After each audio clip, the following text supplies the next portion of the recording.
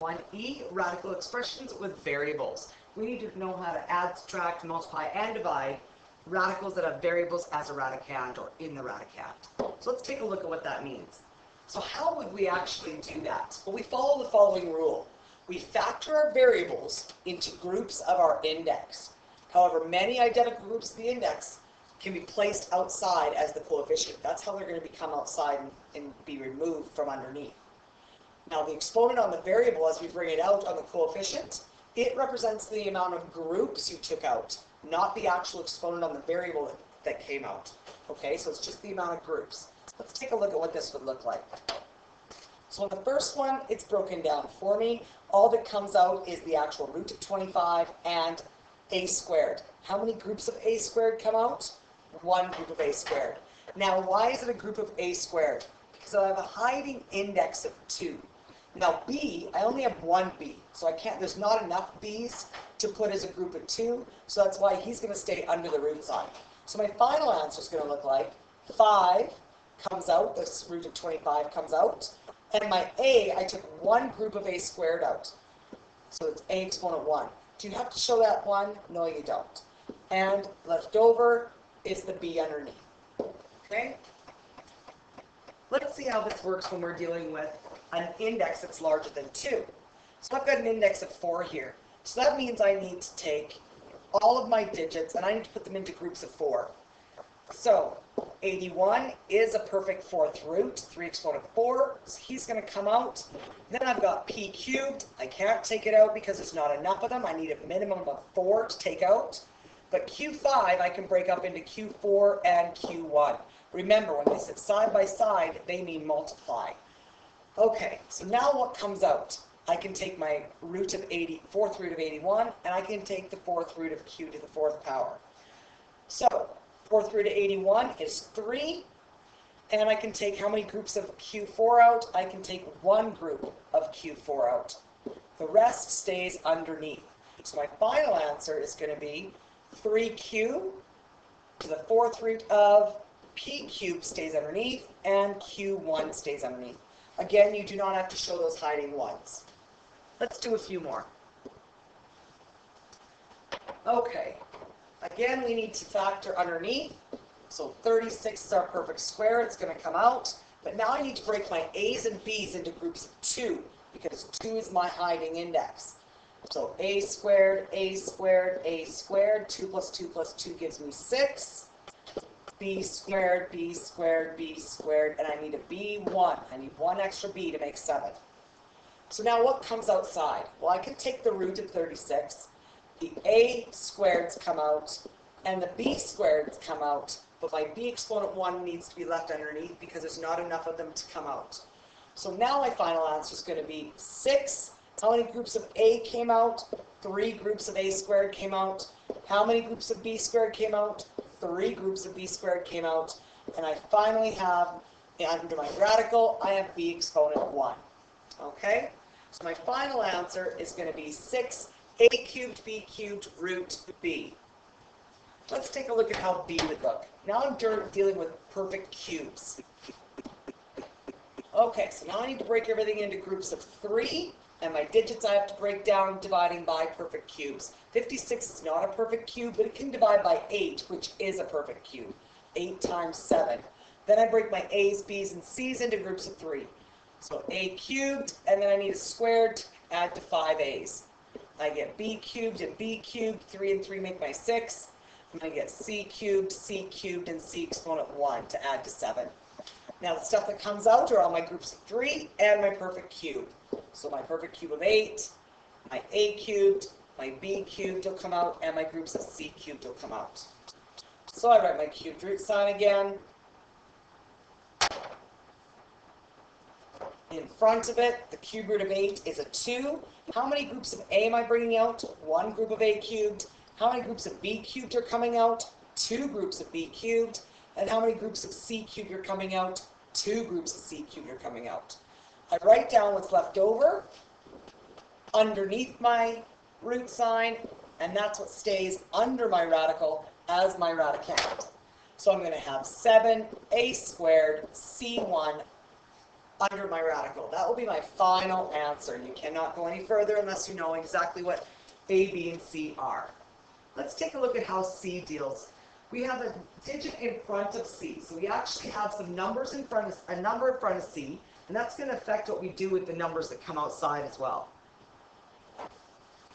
Okay, on this one, again, I'm going to break all of my variables into groups of 2 because I have a hiding index of 2. My 24 divides by the perfect square of 4 times 6. A squared, A squared, A squared, A1. That adds to 7A's. B squared and a B exponent 1 gives me my 3 B's. And then C squared, C squared. I have 2 C squareds because they add to 4. Now what comes out? My perfect square, my groups of A squared, my group of B squared, and my groups of C squared come out. So I already have something on the outside of my radical. So that's going to multiply by everything else that comes out. So right now, what comes out? Root 4 is a 2. How many groups of A am I bringing out? How many groups of A squared? I'm bringing 3 groups of A squared out. I'm bringing 1 group of B squared out. And I'm bringing 2 groups of C squared out. Then I write my radical sign again. And I write down all of the leftovers underneath. So what do I have left over underneath? I've got a 6, an A1, and a B1. So I have 6 AB that gets left under my radical sign. The only left thing I have left to do is multiply my coefficients. So since I'm multiplying, if it's digits, I multiply the digits. If I'm multiplying variables outside, multiplying variables mean you must add the exponents on like variables. The variables here, A, B, and C, are all different, so you cannot add their exponents. If I had other A's and B's and C's that came out, or the ones that were already outside, yes, I could add them to them. So my final answer here is going to be 8A cubed BC squared root 6AB. Final answer. We're not allowed to go any further. Okay, now we're going to talk about restrictions. Can we take the square root of 0? Yes, we can. If we take the square root of 0, we get 0. So yes, we can take the square root of 0. But can we take the square root of a negative number? No, we cannot take the root of a negative value. Okay? And we're not going to deal with cube roots when we're solving equations. Right now we're talking about square roots. For square roots or even numbered indexes, I cannot have a negative value underneath. If it's an odd number index, like a 3, a cube root, or a 5, fifth root, yes, you can have a negative value underneath. But for our square roots or even numbered roots, the 2, 4, 6, we cannot have a negative value underneath. So that means we need to state a restriction or a boundary on the variable. Well, how do we do that? What we do is we make each radicand greater than or equal to 0, and then we solve it. That becomes the boundary or restriction on our variable. But when we do so, we're not taking the root sign. We're actually only taking the radicand. So I'm going to do my restriction. I've got 18x cubed. I put greater than or equal to 0. And now I solve for x. So I'm going to divide both sides by 18 first. I'm going to get x cubed is greater than or equal to 0 because 0 divided by 18 is still just 0. Now how do you get rid of a cube sign? Well, we do opposite operations. We're going to take the cube root of both sides, and we know that opposite functions disappear. They cancel each other out. So I get x left over is greater than or equal to. Just as we can take a square root of 0, we can also take a cube root of 0. All it is just 0. Okay? But as long as it's bigger than or equal to 0, it can be any real number. So we say xer after it. So the boundaries on the first equation is x must be greater than or equal to 0, comma, xer. Do you have to add that xer on the end? Yeah, you do actually. Because what that's saying is that as long as x is greater than 0 or equal to, but as long as he's greater than 0, he can be any type of number. He could be a fraction, he could be a decimal. It really doesn't matter what kind of number it is. Now we're going to simplify the equation and break it down. So let's break down our variable here. We've got 4 root 18. Now 18 can go into perfect square 9 times 2. And I can break my x into a group of 2 and x1. That'll give me my x cubed. So what comes out? Well, my 9 is a perfect square comes out, and my group of 2 comes out for my variable. So now outside I'm going to get 4 times the root of 9, 3, and I have one group of x coming out. Left under my radical sign, what do I have left over? I've got a 2 and an x to the 1 still. I've got them left over. So that's what goes underneath 2x. Do you have to show that hiding 1 there? No. But is it wrong if you do? No, it's not. So now we know that with my final answer, I've got a variable under the radical sign still, which means I still have to have a boundary on my variable. Now, if my radical simplified to where my x was no longer in my radical sign, underneath as a radicand, then there'd be no boundaries on my x, because the final answer would have it outside. Let's take a look at some other questions like that. Let's do B and C together. Okay, for B, I'm going to break it down first before I'm actually going to simplify put my restriction on. It's always better to simplify first before you find your restriction. So, negative 7y squared is outside. Under my radical sign, the 8 can break down into perfect square 4 times 2, and my y exponent 5 can break down into y squared, and y exponent 1. So a couple of y's it comes down into, okay? So that's what's left under my radical sign. So what can come out? What comes out is my perfect square of 4 and both groups of my y squared. They're going to come outside. And they're going to join what's in front of my radical sign, my coefficient. So my coefficient comes down, negative 7y squared, and it's going to be multiplied by the root of 4, which is 2. And how many groups of y am I bringing out? I'm bringing 2 groups of y squared outside. Then I've got my radical sign again. And what's left over underneath? Well, I've got a 2 and a y left over underneath. So 2y will still belong underneath my radical sign. Now only thing I have left to do is to simplify what's out front, my coefficient. So how do I do that? Well, when they're all sitting side by side, they mean multiply. So when I multiply, I'm going to multiply the digits, and I'm going to add the exponents on my variables. So I'm going to get negative 14y exponent 4 root 2y. That would be my final answer. I cannot go any further. Let's state the restriction on our y now. So our final answer has 2y under my radicand, or as my radicand. So I take my radicand, 2y, and put it greater than or equal to 0. I could also start with my 8y to exponent 5. The same answer would happen here. So, divide by 2, y is greater than or equal to 0 still. How come? Because 0 dividing by anything is still just 0.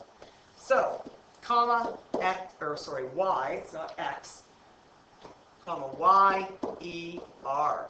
So that would be my final answer with my restriction. Okay, you need both of these as part of your answer. If you're missing one of them, you will get only a half mark. How come? Because whenever we have a variable under our root sign as part of the radicand, we need to state the restriction on it. Let's try C. Letter C is already simplified. There's nothing else I have to do to simplify C. So all I do is I take out my radicand, x subtract 5, and I make it greater than or equal to 0 to find my restriction or my boundary. So now I'm going to take plus 5 to both sides to isolate my variable.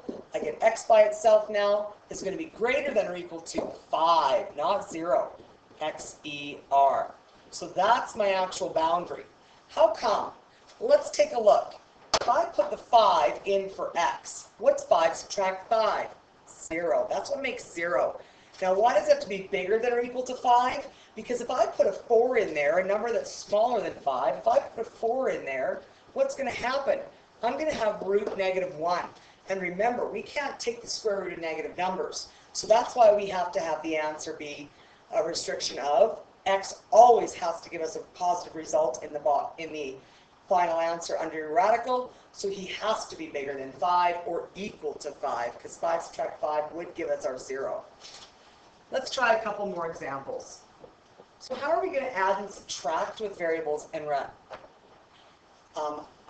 radicals? So how do you add and subtract? First of all, you need the same index. And you also need the same radicand. So the same rules we apply that we did for normal adding and subtracting for radicals. Same thing applies for when we have variables as well. Okay, so what do we do then? If we take a look at A here, I've got a hiding 1 in front of my root x. All you do is you add the coefficients if your index is the same and your radicand is the same. So I'm checking root x and root x. Yes, they're identical in every way. So I can add the 1 and the 5. My final answer is going to give me 6 root x. But don't forget, I do have an x in my radical, under my radical sign, as a radicand, so I need to put the restrictions. So x is greater than or equal to 0, XER. Okay, that's my restriction. Let's take a look at B. B is a little different, you're going to notice, because you cannot start subtracting or adding unless you've got it in simplest form. You must break down each of your radical expressions first. And both of those are not broken down. So we need to break them down first. Let's take the first one. 2 root 4x to the 4. Well, that's the same as saying 2 times 4x squared x squared. And we know that 4 is a perfect square that can come out. The x squareds will both come out because they're groups of 2. And then I've got nothing left over. If you've got nothing left over under the radical sign, that means your radical sign is going to disappear completely. So now my final answer for that first part of that expression is going to be 2 times by root 4, which is 2. And I stick my, how many groups came out? 2 groups of x squared came out. So that's going to be 4x squared. So my first part simplifies to become 4x squared. Let's do the exact same thing to root x, 8x exponent 4. So root 8x exponent 4 simplifies to root 4 times 2, 2 groups of x squared. What comes outside? My 4, pardon me, the root of 4 because it's a perfect square, and my group of x squares is going to come out. So, do I have anything left over underneath? Yes, I do this time. I've got a 2. So, what I'm going to have here now, I'm going to have, don't forget your subtract sign has to come down, and then I'm now going to have the root of 4 comes out, which is 2, and I took 2 groups of x out, and it's going to give me root 2. So I've got 4x squared, subtract 2x squared, root 2. Now let's take a look at our final expression here. Can I go any further? Can I add the 4x squared and the negative 2x squared? Can I simplify the 2 together out front? Well, it looks like you can because they both have x squareds, but you actually can't do it this time. Why can't we do it? Because the 2x squared is attached to the root 2, and the 4x squared does not have a root 2. So because one of them is attached to a radical and the other one is not, they're actually not like terms. So we can't add them together. So our final answer is just going to be this. 4x squared subtract 2x squared root 2. So, do I have in my final answer any radicals that have a variable in the radicand? No, I don't. All the variables ended up outside. So that means that x has no boundaries. Now, how do we say x has no boundaries? We say it can be an element of the real numbers. We say it can be XER. It can be any real number. Okay, so no boundaries on x there. Let's take a look at example C. First thing we check and see if they're all in simplified form. And yes, they're all in simplest form. The next thing I check is that do I have any like radicals? Well, we're going to notice I have some root x's and I have some root y's. So I can add my root x's together. So what I do is I add the coefficients. 2 plus 5 gives me 7 root x. And then I'm going to do the same thing with my root y's. I have a negative 3 and a positive 2. That's going to give me a negative 1 root y. Do you need to show that 1 in front of root y? No, you don't. That's why I put a dotted 1 there. It's not wrong if you don't show it. Now, again, we need to put boundaries on our variables. In this case, we still have variables under our radicands. So or in our radicands, pardon me. So that means we have to put a boundary on each variable. So we have 2 different variables. So x must be greater than or equal to 0, and then it can be any real number. Same with y. He must be greater than or equal to 0, and then it can be any real number. Okay? So there's my boundaries from my simplified form. Okay? My simplified form. And remember, yes, you do. You need both of those for a full answer. Let's look at the next two adding questions. Letter D and letter D, pardon me, you're going to notice you've got a cube root and you've got square roots. Well, they're in simplest form. But can I add cube roots and square roots together? Hopefully you're thinking no. If you're thinking no, you're right. Because cube roots are different than square roots. So that means it doesn't matter if they all have 2x in the radicand. The fact is their index is different. Remember, we have to have identical indexes in order to add and subtract. So in this case, I can only combine my cube roots together, and then I'm going to combine my square roots together. So since my radicands are the same, I'm going to add the numbers in front. 8 subtract 5 gives me 3 to the cube root of 2x. I'm going to do the exact same thing to my root 2x. And my root 2x, I've got a 7, and don't forget, I've got a hidden 1 in front of that one. So I actually have 8 of them, not just 7. So plus 8 root 2x. That's going to be our final answer. We cannot go any further because our indexes are different. I have a cube root here, and I have a hiding square root there. Okay, my indexes are different. 3 and 2 are not the same. So that would be my final answer. Now I find my boundaries. Let's find the restrictions. So take your radicand, make them greater than or equal to 0, divide by 2 to get rid of the number in front of x. X is greater than or equal to 0, and then it can be any real number. Okay? Let's take a look at letter E. Letter E is a bit different because it's not broken down.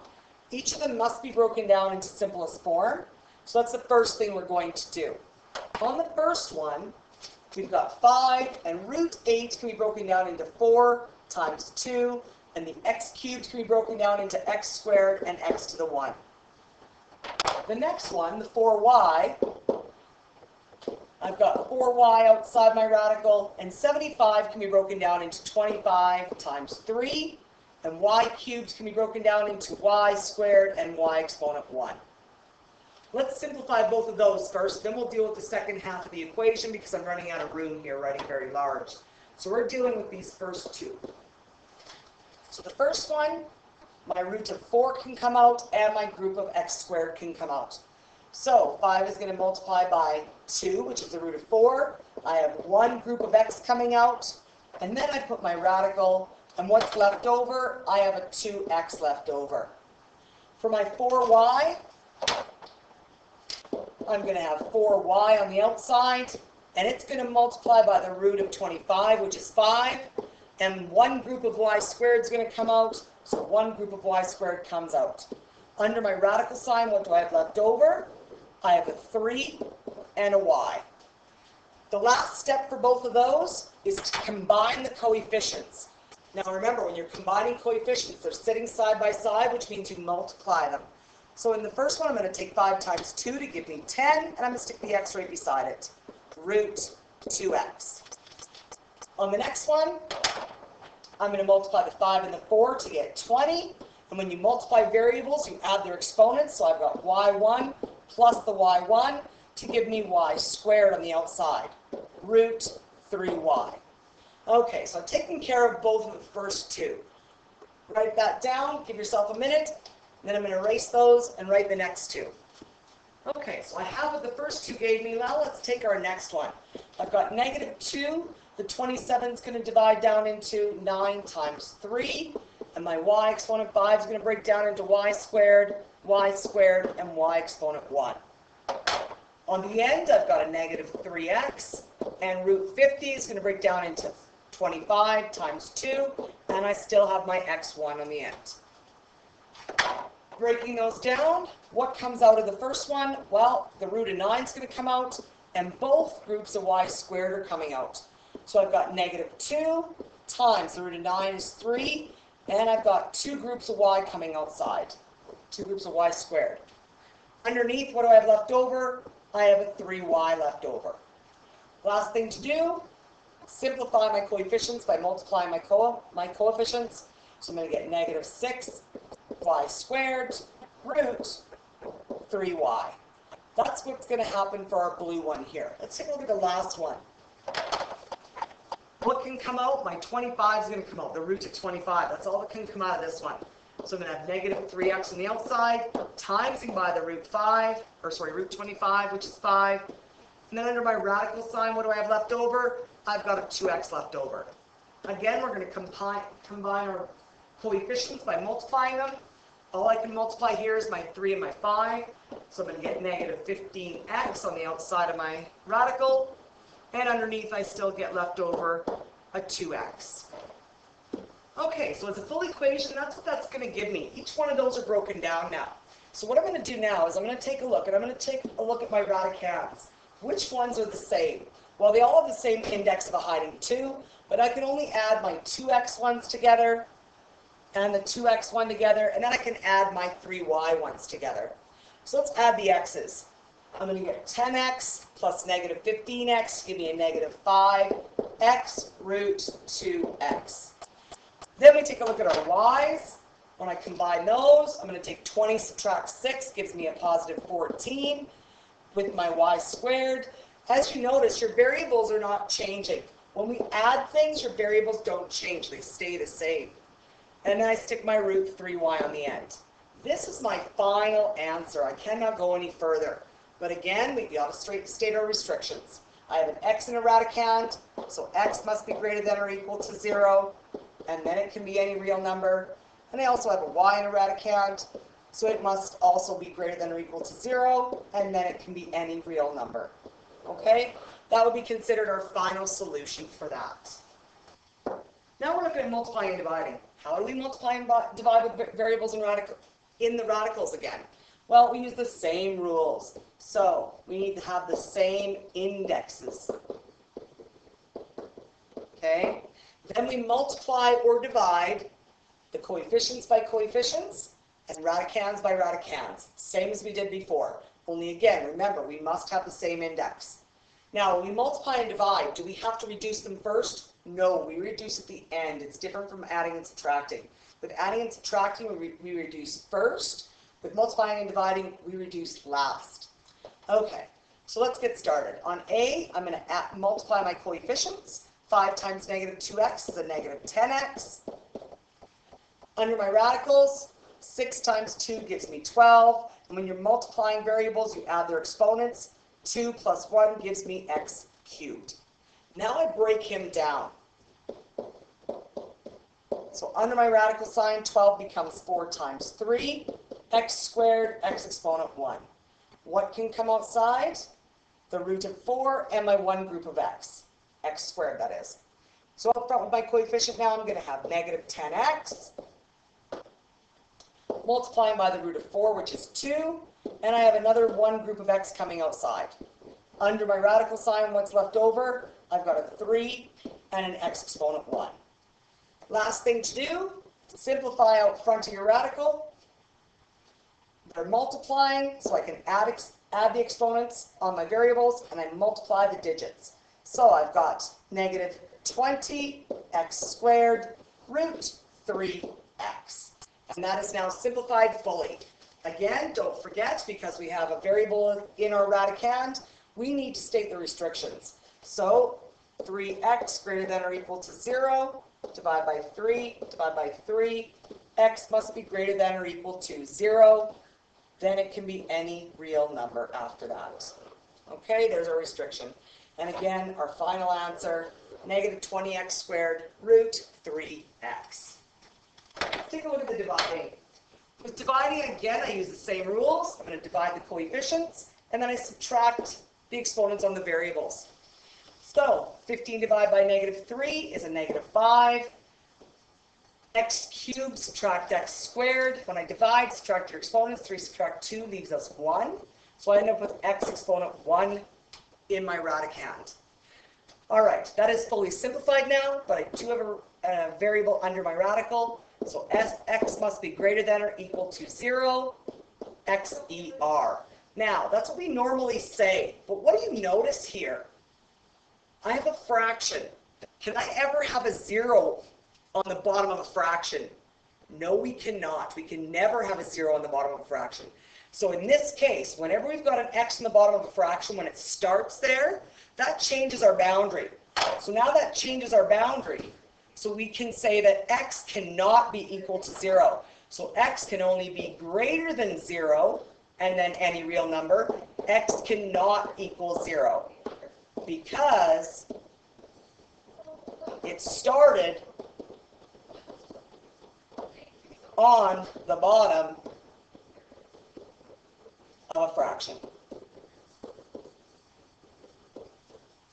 Okay, so that's why we can't say it's equal to 0 there. So that equal to sign we take off right on here, just for this question. On letter C, we've got more than one thing in brackets now. So that means if we're going to have to multiply the 5 root w on the outside to everything on the inside, we can use our distributive property, or we can use our box method. I like using the area box. So this is what it would look like. Put my 5 root w outside. Up top, I'm going to have 8w and 2 root 6. Now I do my multiplying. 8w can only multiply by the 5. It doesn't have a radical attached, so root w doesn't multiply by anything. It just gets attached to the end. So 8 times 5 is 40w root w. That's as far as I can go on that one. On the next one, I've got 5 times 2 gives me 10. 6 times w gives me root 6w. Now, neither of those break down any further. If they did, I would have to simplify each further if they could.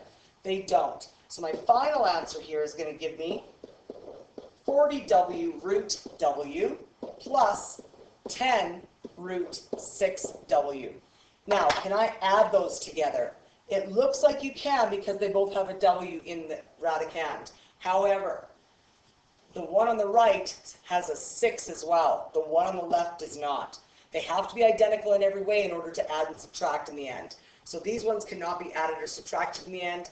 That is my final answer.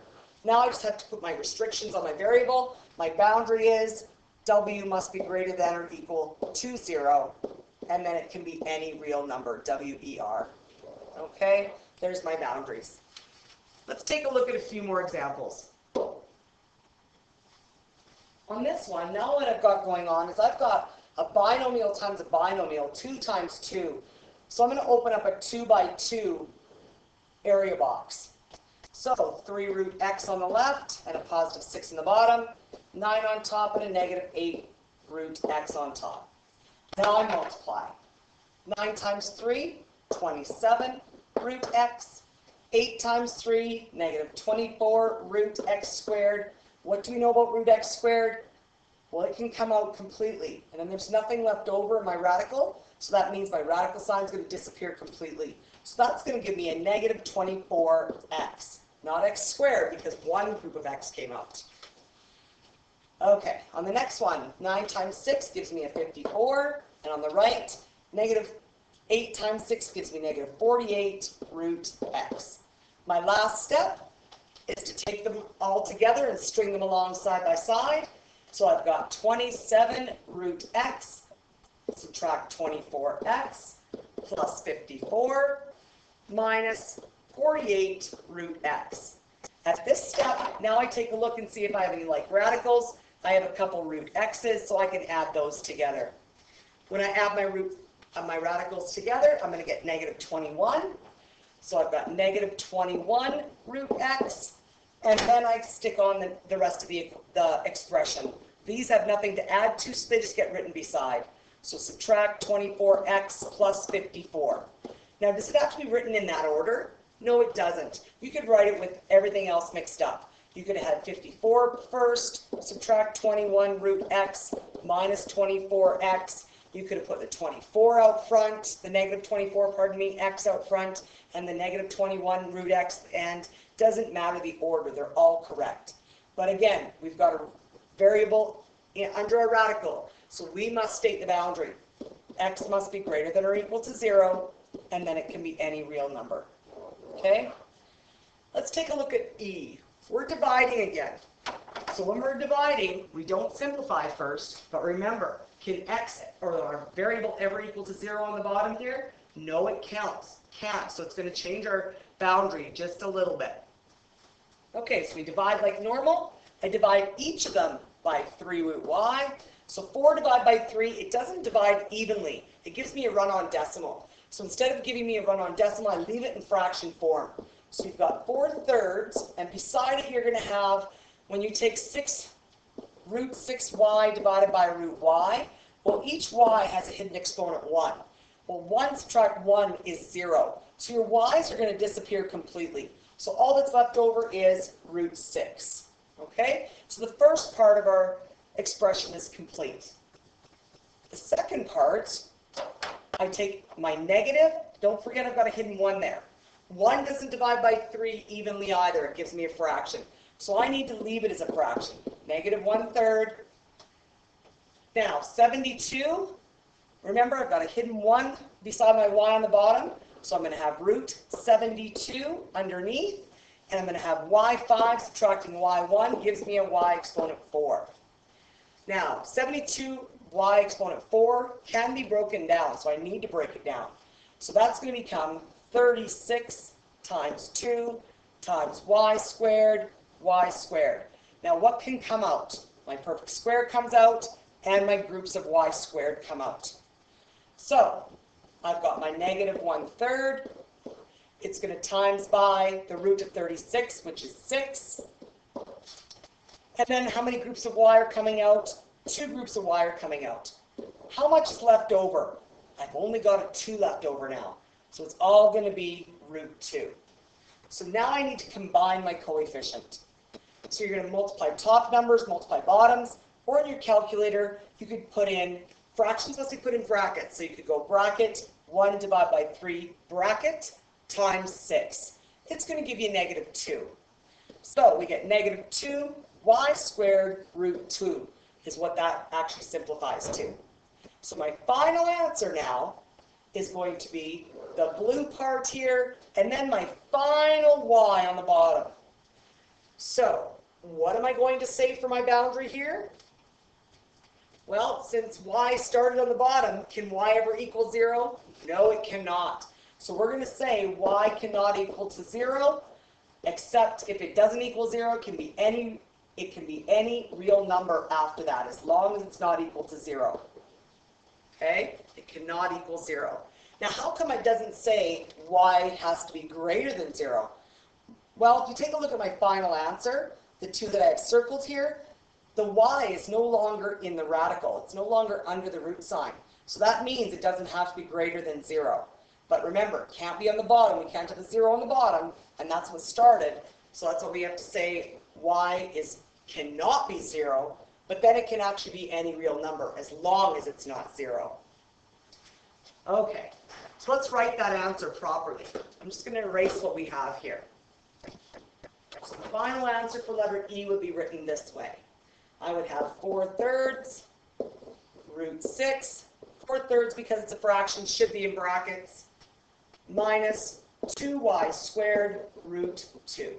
And again, y cannot equal 0, but then it can be any real number.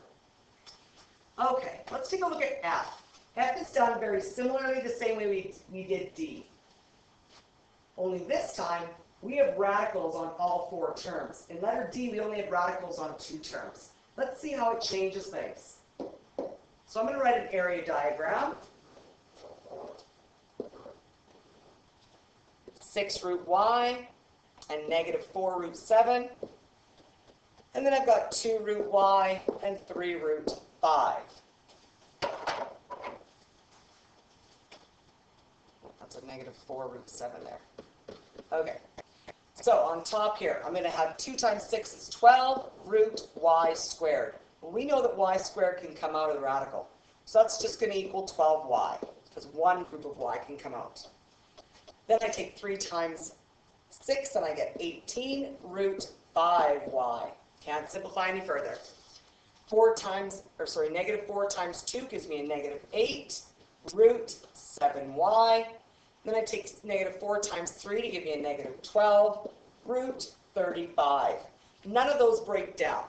So then I just string my answers side by side. So my final answer has 12y plus 18 root 5y minus 8 root 7y minus 12 root 35. Now, am I able to add those together? Well, they look like they can because they both have a y in the radicand, but their digits in front are different. So that means they're not identical in every way. So no, we cannot add the digits in front. This is our final answer.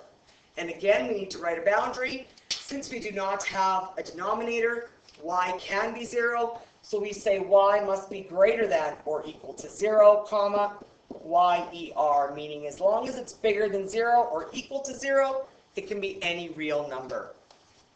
The next section is the practice questions. Give those a try. Push pause now and play when you're ready for the answer. Okay, you've had a few minutes to look at those. For an answer for A, you should get negative 6 root 2x plus 9x root x. Those do not add together or simplify any further.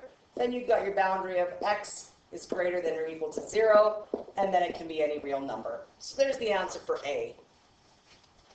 B is going to give you an answer of root x minus 6x plus 15. X can be greater than or equal to 0, and then it can be any real number. Okay, there's A and B. Let's take a look at what the answer for C is. The answer for C is going to give us 3 root 5 subtract 2x root 6. That's as far as you can go. And then we say x must be greater than, or sorry, xer, but x cannot equal 0. Okay, x cannot be equal to 0. But then it can be any real number. But it can't equal 0. Now, why did I say that it can't equal 0 and I didn't say it could be equal to or greater than 0? Well, if we take a look at C, I have a variable on the bottom. I can never have a variable that equals 0 on the bottom. So that's why it can't equal 0. But then when I look at my final answer, my radicands don't have an x in it anymore. So that means as long as it's not 0, it can be any real number. Okay. Let's take a look at the next couple questions. The answer you should have got for letter D here would be 6x root x. And then you get x must be greater than or equal to 0, xer. We don't have a fraction, so we do not have to worry about x not equaling 0. So that one's okay like that. Let's take a look at letter E. Letter E, the answer you should have got for letter E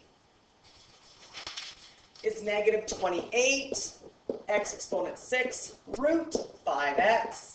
And then x must be greater than or equal to 0, and then it can be any real number. That's your final solution for that one. Check your work. On the last one here, we do have an x in the bottom. So that means that x cannot equal 0. But then, it can be any real number. Okay? Now, let's check and see if we have a variable in our radicand in the end. Well, we don't, because we get this. Negative 3 root x squared. That comes out completely and our radical sign disappears. So our full answer is negative 3x. So I no longer have a radical sign. So since I don't have a root sign with an x underneath, I don't need to say it has to be greater than 0. All I know is that it just can't be equal to 0 because it started on the bottom. Okay, that concludes lesson 1E of radical expressions and variables. Make sure you check your work.